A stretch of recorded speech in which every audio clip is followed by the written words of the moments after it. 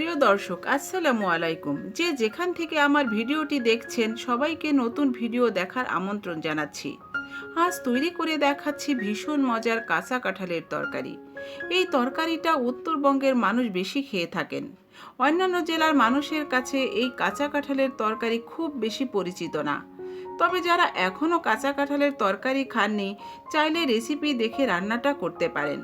কাঁচা কাঁঠালের তরকারির স্বাদ কিন্তু অসাধারণ। গরম ভাতের সাথে এই রকম একটা রান্না থাকলে আর কোনো কিছুই লাগবে না। এক প্লেট ভাত অনায়াসে শেষ হয়ে যাবে।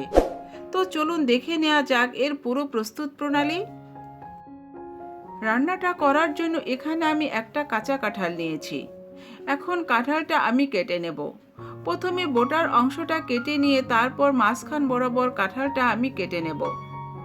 আর কাঁঠাল কাটার আগে অবশ্যই ছুরি বা বটি যা দিয়ে কাঁঠাল কাটেন না কেন তেল লাগিয়ে নিতে হবে, তা না হলে কাঁঠালের আঠা ছুরি বা বটিতে লেগে যাবে। আমি কিভাবে কাটছি দেখে নিশ্চয়ই বুঝতে পারছেন। এই অবস্থায় সবগুলো কাঁঠাল আমি ধুয়ে নেব। ধুয়ে নেওয়ার ফলে কাঁঠালে আর কোনো আঠা থাকবে না। এবার এখান থেকে একটা টুকরো নিয়ে মাঝখান বরাবর কেটে নিয়ে তারপর কাঁঠালের খোসা আমি এইভাবে কেটে নেব। খোসাটা কেটে নেওয়ার পর এর ভিতরে যে একটা শক্ত অংশ থাকে এটাও আমি কেটে বাদ দিয়ে দেব। এখন মাঝখান বরাবর আবারও কেটে নিয়ে তারপর ছোট ছোট পিস করে কেটে নিচ্ছি। এইভাবে সবটুকু কাঁঠাল আমি কেটে নেব। এবার একটা বলে কিছু পানি নিয়ে হাফ চা চামচ হলুদ দিয়ে কেটে নেওয়া কাঁঠালের টুকরোগুলো হলুদ মেশানো পানিতে দিয়ে দেব। ফলে কেটে নেওয়া কাঁঠাল আর কালো হয়ে যাবে না। এই কাজটা অবশ্যই করতে হবে। আমি কাঁঠাল একটু একটু করে কাটবো আর হলুদ মেশানো পানিতে দিয়ে দেব। কাঁঠাল কাটার পর যদি দেখেন এই রকম একটু বিচি হয়েছে, তাহলে বিচির নিচে একটা পাতলা পর্দার মতো থাকে, সেটা অবশ্যই ফেলে দিতে হবে। তা না হলে রান্নার পর এটা খেতে ভালো লাগে না। একদম কচি কাঁঠালে অবশ্য এই পর্দাটা তেমন থাকে না। তবে যে কাঁঠালে এইরকম একটু নরম বিচি থাকে সেই কাঁঠাল দিয়ে কিন্তু এই রান্নাটা করলে খেতে বেশি ভালো লাগে। এখানে আমি সবটুকু কাঁঠাল হলুদ পানি থেকে উঠিয়ে পরিষ্কার করে ধুয়ে নিয়েছি। দেখুন আমার কাঁঠাল কিন্তু একটুও কালো হয়নি। এবার একটা কড়াইয়ে কিছু পানি নিয়ে এর ভিতর হাফ চা চামচ হলুদের গুঁড়া এবং হাফ চা চামচ লবণ দিয়ে কাঁঠালগুলো আমি সিদ্ধ করে নেব। এবার কেটে নেওয়া কাঁঠালগুলো এর ভিতর দিয়ে দিচ্ছি। কাঁঠালগুলো যখন 80% মতো সিদ্ধ হয়ে যাবে তখন পানি ঝরিয়ে নেব। এইভাবে 10 মিনিট সিদ্ধ করে নিলেই চলবে। এই রান্নাটা হয়তো অনেকেই অনেকভাবে করে থাকেন, কিন্তু আমি যেভাবে রান্না করি সেটাই আজকে আপনাদের সাথে শেয়ার করছি। এঁচোড় রান্নার জন্য এখানে নিয়েছি কয়েকটা বড় চিংড়ি। চিংড়িগুলো এইভাবে কেটে পেছনের রগ ফেলে দিয়েছি। আর নিয়েছি কিছু ছোট চিংড়ি, এগুলো আমি খোসা সহ নিয়েছি। এবার হাফ চা চামচ হলুদ এবং হাফ চা চামচ লবণ দিয়ে চিংড়িগুলো একটু মাখিয়ে নেব। এখানে দুই ধরনের চিংড়ি নেওয়ার রিজন হচ্ছে রান্নাটা দেখতেও যেমন সুন্দর লাগে আর খেতেও লাগে অসাধারণ। এবার একটা কড়াইয়ে দিয়ে দিলাম কিছুটা সরিষার তেল। এই রান্নাটা অবশ্যই সরিষার তেল দিয়ে করতে হবে। তেল গরম হয়ে এলে লবণ ও হলুদ দিয়ে মাখিয়ে নেওয়া চিংড়িগুলো তেলে দিয়ে দেব। এবার চিংড়িগুলো 1 থেকে 2 মিনিটের মতো ভেজে নিতে হবে।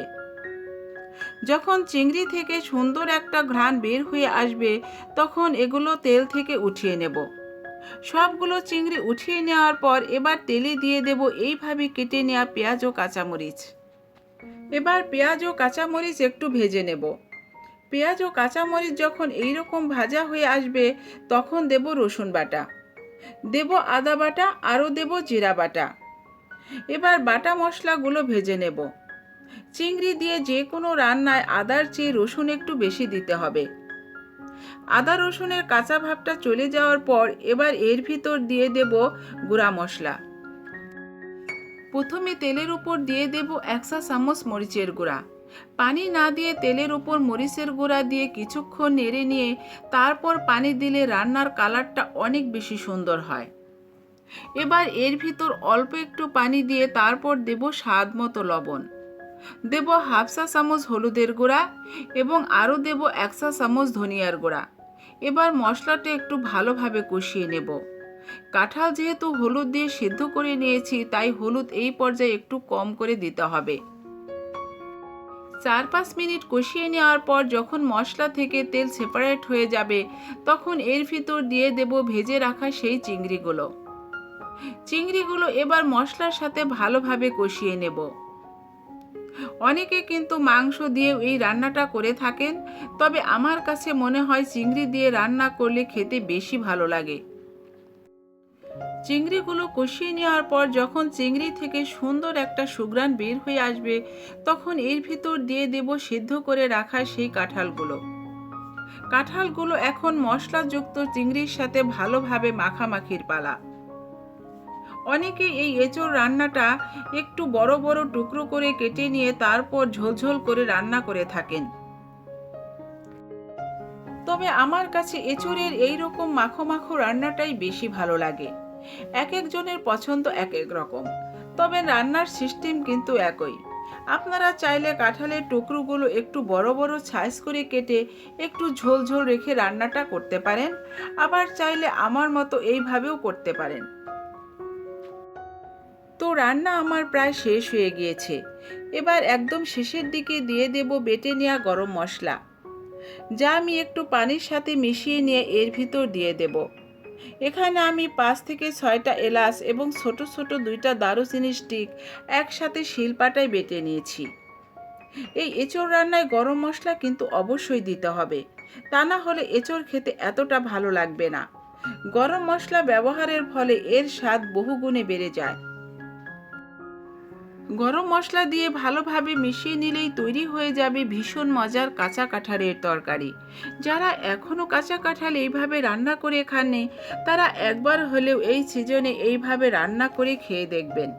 আমার বিশ্বাস আপনাদের অনেক ভালো লাগবে, যেমনটা ভালো লেগেছে আমার। ভালো লাগলে আমাকে অবশ্যই কমেন্টস করে জানাবেন। আপনারা সবাই অনেক বেশি ভালো থাকবেন। আল্লাহ হাফেজ।